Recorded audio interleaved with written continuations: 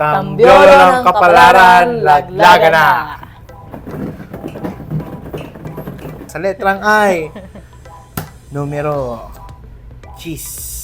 G's. G's. Give 4 names ng mga clashers na deserve mong makasama sa top 5. Top 5. Top 5? Siyempre sa top 5, kasama ko na yung sarili ko. Yun, oh. Opo. Huwag ka nalimutan. Siyempre, pangalawa yung partner ko. Oh. Yan. I'm so At touched. tapos si Chloe. And then si Tiny. Bakit parang, question Si ako? Tiny. At saka si... And then yung last si Alfred. Alfred.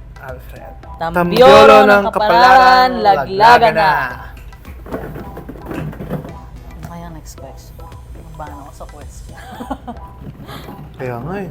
Sa letrang G, Sa- 7. Question, sinong clasher ang kaya mong mapataob sa isang matira-matibay round? Oh! Ang kaya kong mapataob sa matira-matibay ay si... Ako daw. Charis. Grabe siya. Claiming agad. Charis. Eto, walang filter. Chloe. Sa tingin ko kaya ko siyang pataobin. Kasi ang strength na nakikita kong mismong magpapataob sa kanya ay yung aking special skills.